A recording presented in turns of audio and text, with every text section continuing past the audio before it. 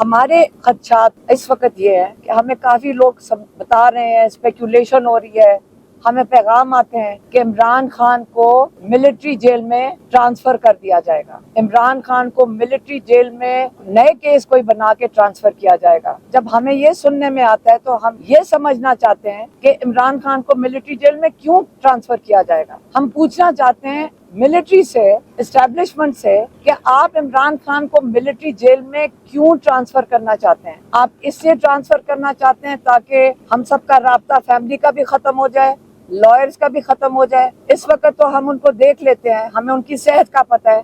ہم آپ کو بتا دیتے ہیں آ کے کہ ان کی صحت کیسے ہے، ہم بتا دیتے ہیں، جب وہ پیغام دیتے ہیں ہم وہ بھی دے دیتے ہیں، لیکن جب ملٹری جیل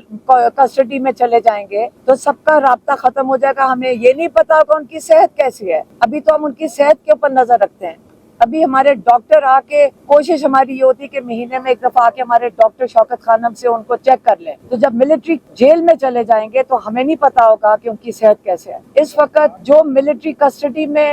بچے ہیں، جو بزرگ ہیں، اگر آپ ان کی کہانیاں سن لیں تو انسان کا دل روتا ہے کہ یہ جوان بچے بغیر ٹرائل کے پچھلے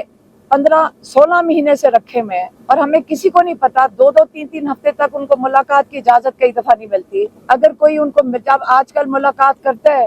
جیسے ہمارا بھانجا ہے، جب ہماری فیملی جاتی ہے اس کو ملنے، اگر کوئی ایسی بات کر دیں، فلسطین کی بات کر دیں، تو ان کو منع کر دیا جاتا ہے کہ آپ نے فلسطین کی بھی بات نہیں کرنی، یہ پولیٹیکل بات ہو گئی ہے۔ تو اگر ان کا یہ حال ہے، وہ اتنی مشکلات کاٹ رہے ہیں، تو عمران خان کو بھی یہ ادھر ہی ڈالنا چاہتے ہیں۔ ہم اس وقت اپنی جوڈیشری سے اپیل کریں گے کہ ہمارا کیس ایک ملٹری ٹرائل کے خلاف لگا ہوا ہے، کوئی سن نہیں رہا، کہ آپ آئینی طریقے سے، جو آئینی حق ہے ہم پاکستانیوں کا، آپ ہمیں اس کے تحت تحفظ دیں، پاکستانیوں کو تحفظ دیں۔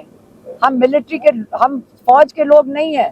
عمران خان فوج کے نہیں ہے، ان کا کسی کا حق نہیں بنتا کہ انلیگلی ان کو ملٹری کورٹ میں یا ملٹری ٹرائل ان کا کیا جائے یا ان کو ملٹری جیل میں ڈالا جائے۔ یہ نہ دنیا میں، نہ انٹرنیشنل لا یہ اجازت دیتا ہے، نہ پاکستان کا آئین یہ اجازت دیتا ہے۔ تو اب ہم اپنی جوڈیشری سے اپیل کریں گے، ہم آپ کے اوپر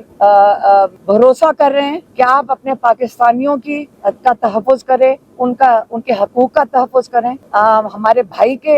یہ صرف ہم بات نہیں کر رہے، ہم سارے پاکستانی کی بات کر رہے ہیں، کیونکہ کل ہم میں سے کسی کو اٹھا کے لے جائیں گے اور ہمیں ملٹری جیل میں بند کر دیں گے،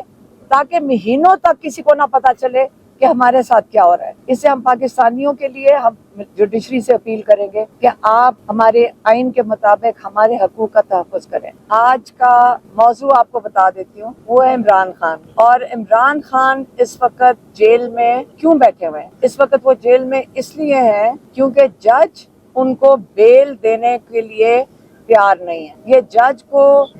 جو اس وقت وہ جوڈیشل ریمانڈ پہ ہیں توشہ خانہ 2 کے لیے۔ توشہ خانہ 2 جو کیس ہے وہ اس وقت خود ایک کنفیوژن کا شکار ہے، کیونکہ جو نئے ترامیم یہ گورنمنٹ لے کر آئی ہے، جو انہوں نے اپنے لیے کیے تھے، انہوں نے اپنے کیسز ختم کرانے کے لیے کیے تھے، اور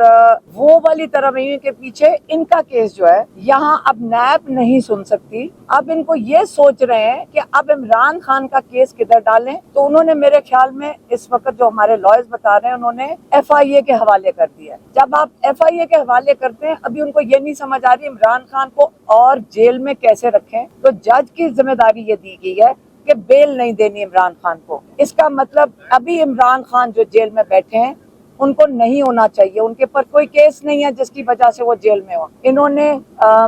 اگر ان کو یہ سوچ کے رکھا ہوا ہے کہ یہ کیس ختم ہوگا تو 10 اور کر دیں گے،